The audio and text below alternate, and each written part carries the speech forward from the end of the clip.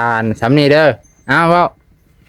ขอบพระคุณค่ะพี่ตาลขอบคุณค่ะพี่ตาลช็อตเด็ดเพื่อนพี่น้องสำนีเด็ดเพื่อนนะก่อนอื่นก็ให้คำเต็มมาก่อนขอบพระคุณค่ะขอบพระคุณค่ะขอบคุณค่ะขอบคุณค่ะคำเต็มก็ว่าเป็นอยู่มากยังในเต็มหูปะมากยังจะเบิ่งเอามักโม่หรือมักพร้าวมักพร้าวใช้เบิ่งนี่แกะให้เบิ่งในมักพร้าวเป็นจังไดโอ้มักพร้าวอยู่บ้านนี่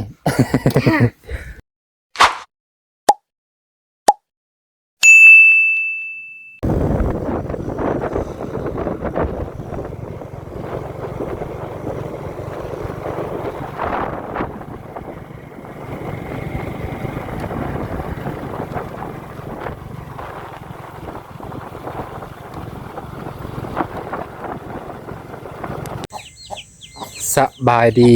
พ่อแม่พี่น้องตอนเย็นตอนแรงตอนค่ำประมาณ5 โมงเย็นแล้วพี่น้องมื้อนี้บ่าวนงมาเป็นสะพานบุญให้เอื้อยเพิ่นอยู่ที่ประเทศไทยคือเอื้อยตาลเนาะขอขอบใจขอบพระคุณพี่ตาลเด้อที่เอ็นดูสงสารน้องแดงพี่น้องแล้วก็ขอบพระคุณที่ไว้เนื้อเชื่อใจบ่าวนงอีกครั้งเนาะขอให้อยู่ดีไม่แห้งเจ็บจะได้ขยันมีอย่าเจ็บอย่าจนสุขภาพแข็งแรงร่ำรวยถือหวย6 ตัวเด้อสาธุนะไปพี่น้องบ่าวน้องกับบ่ได้ว่าลายย้ายกันห่างเด้อพี่น้องพอดีไปซื้อเครื่องตั้งแต่บ่าย 3พอดีไปยามญาติเพิ่นบ่สบายอยู่โรงพยาบาลเนี่ยก็คือทุกคนน่าจะหูดีเนาะบ่าวสวนแม่ของบ่าวสวนเพิ่นบ่สบายบ่แม่นบ่สบายแต่เกิดอุบัติเหตุรถยนต์ล้มจักรยานยนต์นี่แหละมอไซค์ล้มมอไซค์ล้มก็คือบ่าวสวนพาแม่ไปธุระอย่างนี้สักอย่างแหละแล้วบัดนี้รถก็เจ้าแล่นตามหลังแล้วมันเฉี่ยวเอาทางหลังแล้วก็พาแม่ล้มก็เจ็บหลายเติบแม่เพิ่นก็เข้าโรงพยาบาลก็เลยบ่น้องไปเยี่ยมก็เลยคำมันนี่บ่าวน้องก็เลยมาเป็นสะพานบุญอีกครั้งให้พี่น้องนี่ก็บ่มีหยังแล้วมีแต่ขนมก็คือนมเดสมิลกับดัสมิลกับดีน่าเนาะดีน่าเอลเซ่แล้วก็ฟักทองให้พี่น้องหน่วยหมักใหญ่เกือบ50 บาท50หรือ60ประมาณนี้35,000 กีบเนาะแต่ก็มีหนัง50,000 กีบนะปลา50อันนี้100,000แล้วก็อันนี้น้ำ50ให้พี่น้องตัวเงินจ่ายไปจ่ายมากกะเกือบบ่พอเกือบบ่พอเหลือน้อยหนึ่งไปพี่น้องเหลือน้อยหนึ่งคือถือว่าตัวนี้สิแพงกว่าหมูกับมะขามก็ถือว่าหลายอยู่ไปพี่น้องเดี๋ยวสิคำนวณให้เบิ่งก่อนจักพันคิดว่าเหลืออยู่ดัก100,000ไปพี่น้อง100,000อันนี้ก็35เนาะอันนี้ก็2อันนี้ก็100,000 50อันนี้ก็50อันนี้ก็100,000 50 150 100,000 200,000 300,000นี่300,000อันนี้50 300,000 100,000 200,000 300,000 350แบบนั้น350ใส่อีก30 50 60 70 80 380โอ้หลายเติบไปพี่น้องหลายเติบได้นี่งาออกบ่เบิด380ไปพี่น้องไปจะได้กายกำลังใจบ่าวนงเนี่ยเนาะแล้วก็ตอนเที่ยงกับมาหาเพิ่นอีกเที่ยนึงไปพี่น้องก็เลย พาไปแลนไปซื้อเนี่ยให้เพิ่นให้เอื้อยเพิ่นไปหาปลาดุกก็บ่เห็นปลาคอบ่มีขาดตลาดต้องไปตั้งแต่เที่ยงจังสิเห็นเที่ยงจังเห็นนี่นม4 กล่องฟักทองให้พี่น้อง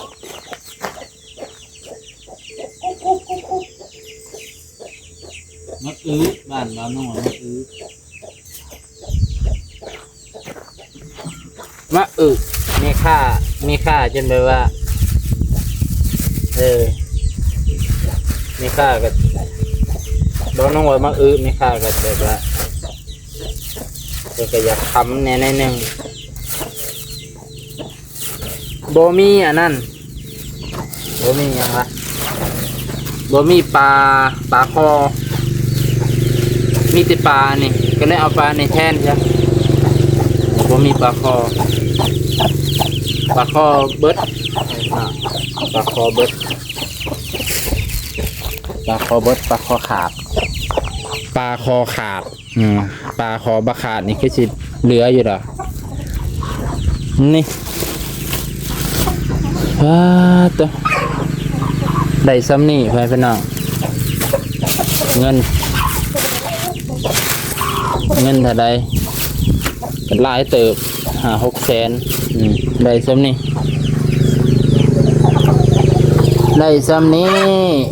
เครื่องมันแพงพี่น้องเอ้ยนะเทว่านมนี่ก็ถือว่าแพงเติบนะพี่น้องยังเหลืออยู่เด้มักเล่นเ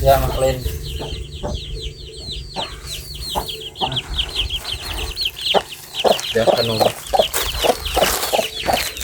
นมเพิ่นลืมใส่ถุงให้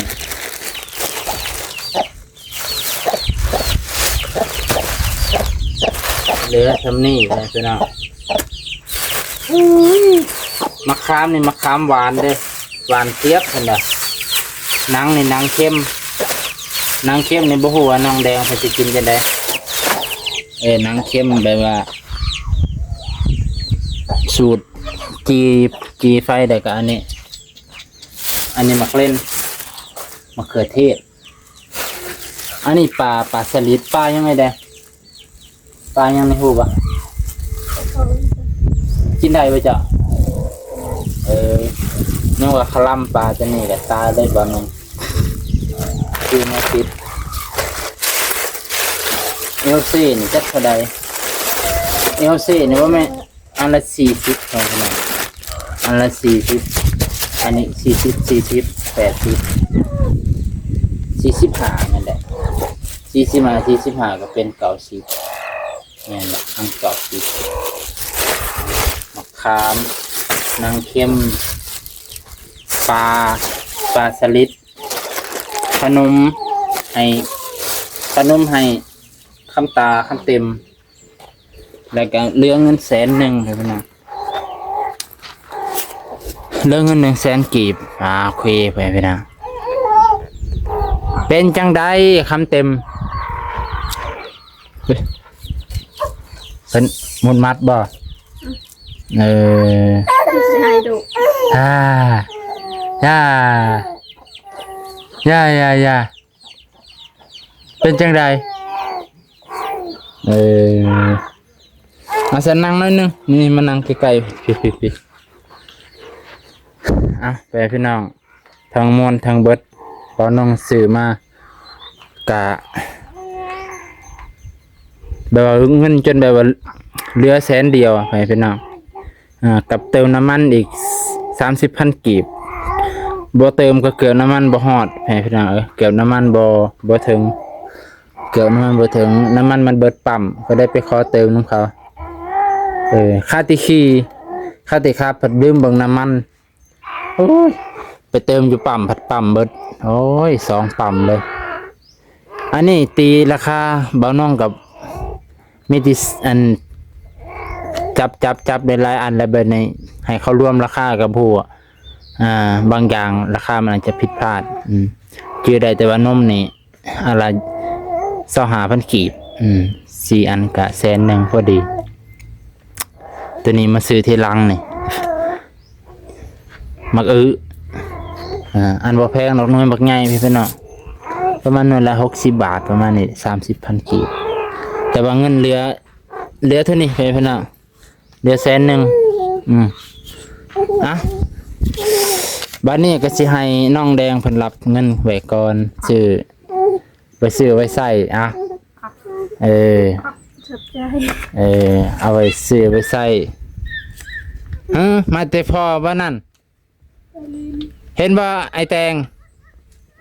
เต็มเลยเด็กเตา โอ้ เราลักเอามาคนใส่บ่ ตาย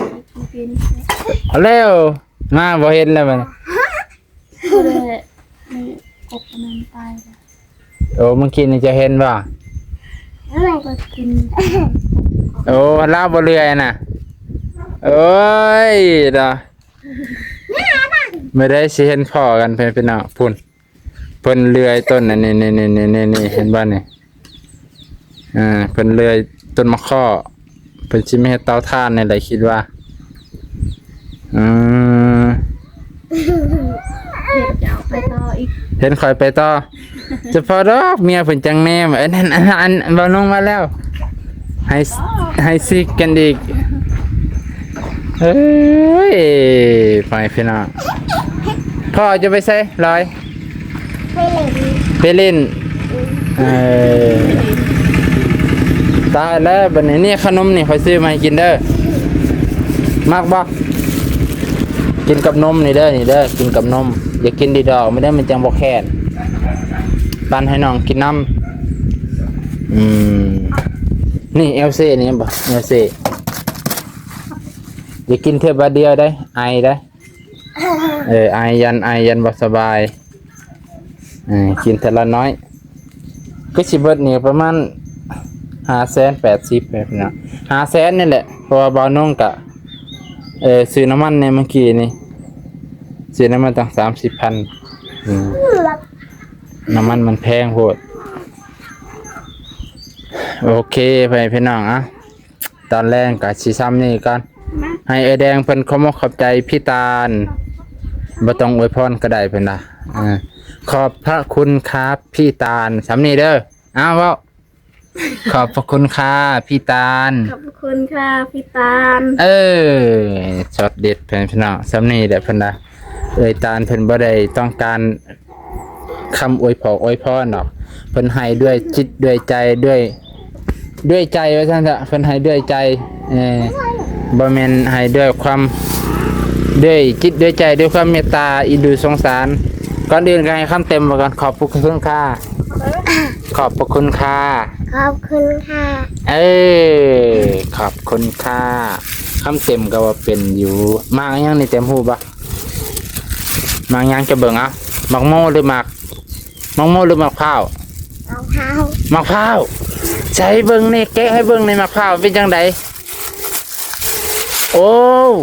มักพร้าวอยู่บ่นี่มักอึดหรือมักพร้าวเพิ่นเอามักพร้าวไป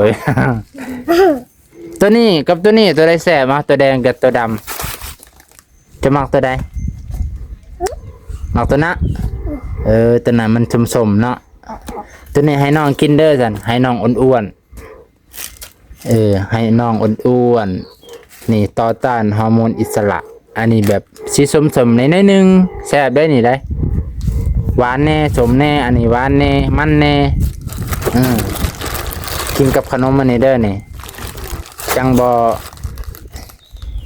งอิ่มเลยแต่ว่าก็กินข้าวน้ำเด้ออย่ากินแต่ขนมได้จะน่าว่าติปุง กินแต่ขนมแต่ติปุงนี่ซิมันให้เบิ่งได้ไหมมันหวานบ่มีข่าวว่าหวานกินแล้วลืมพ่อลืมแม่เพิ่นน่ะหวานแห้งเพิ่นน่ะลองเบิ่งบ่แม่นไม่ขาดตัวข่อยบ่จักบ่แม่นสมจนมะนาวบ่ตัวนั้นเลยนี่ตัวตึงๆเนี่ยบิให้เบิ่งดูน่ะ ปลาตุ๊ไปพี่น้องคือสิแซ่บอยู่ดอกเหนียวเนาะนวลคือสิหลายนวลคือสิหลายชิมโอ้ยเข็ดแขวเด้อย่างนึงเด้หวานบ่ หวาน แม่ข่าบ่ตัวส้มก็เป็นแม่ข่าอยู่ซั่นจะมากินกับข้าวบ่กินบ่ติอ๋อเจ้าบ่แม่นผู้เฒ่าคือข่อยเนาะ ข่อยเฒ่ามากินกับข้าวได้ กินกับข้าวบ่ายกินกับข้าวแซ่บผู้เฒ่าเด้อันนี้กินอันนี้ให้เบิ่งแน่นี่ นี่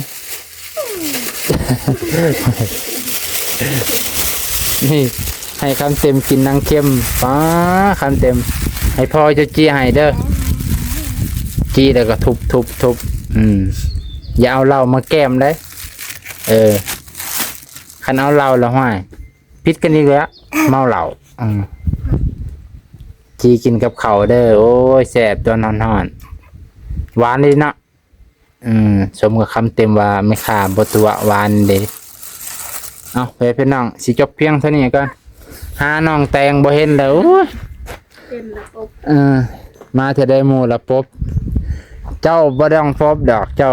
นี้บ่ได้ดอกบอกแล้วว่าเจ้านี้บ่ฟ้นเจ้าสินี้ไปใส่พื้นแผ่นดินนี่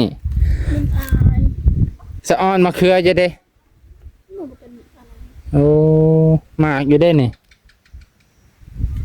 จะใส่ขี้งัวเนาะ ขี้ควายพอได้ในกบเอานะ โอ้ขอยสิลองมาใส่ก่อนให้มันดกๆเจ้าบ่ได้ใส่ปุ๋ยบ่ บอก ไม่ได้ใส่โฟม ของข่อยมีติดต้นเสียยังทันเห็นหมายังทันเห็นดอกบ่น้องเห็นอันกระสอบตัวนี้นะรู้สึกก็คิดว่าเบาแตงยางมาตลอด โอ้ยหมูหลอกเฮาแหละ เห็นแวบๆคิดว่าเบาแตงยางมาเอาไปพี่น้องสิจบเพียงเท่านี้กันเด้อก็ขอขอบใจขอบพระคุณหลายๆเอื้อยเพิ่นเอื้อยตาลเนาะที่อยู่ประเทศไทยเพิ่นก็ได้ให้บ่น้องเป็นสะพานบุญอีกเทื่อมูลค่านี่ก็จนเหลือเงินแค่100,000 กีบนะก็ประมาณ100 บาทให้พี่น้อง100 บาท100 บาทประมาณนี้แหละเนาะบ่แม่น200ป่ะ200 กว่าบาท190ประมาณนี้เบิดนี่ประมาณ700-800ให้พี่น้องเพราะว่าเครื่องมันก็แพงแน่บ่น้องก็เติมน้ำมันน้อยนึงเพราะว่าจังได๋แหละน้ำมันก็เบิดว่าสิบ่เติมได้ขี่มาเพิ่นเนาะมันสิเบิดกลางทางบ่ไหวเดี๋ยวสิได้จูงมันถูกเครื่องหนักได้ทางมันบ่ดีนะก็เลยเติมไว้ประมาณ50 บาทนี่แหละขอบพระคุณหลายๆพ่อแม่พี่น้องทุกคนที่รับชมตั้งแต่ต้นจนจบอันนี้ตอนแร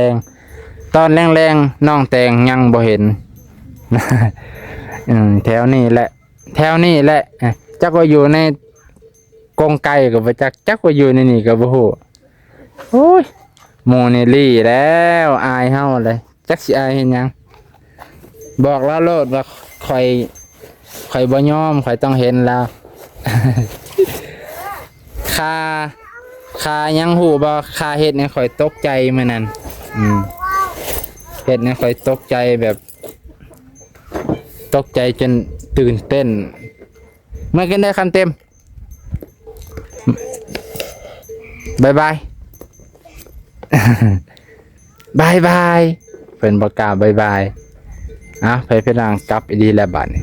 ขอบใจเบิดสุขสู่คนขอบพระคุณครับขอบใจหลายๆเด้อ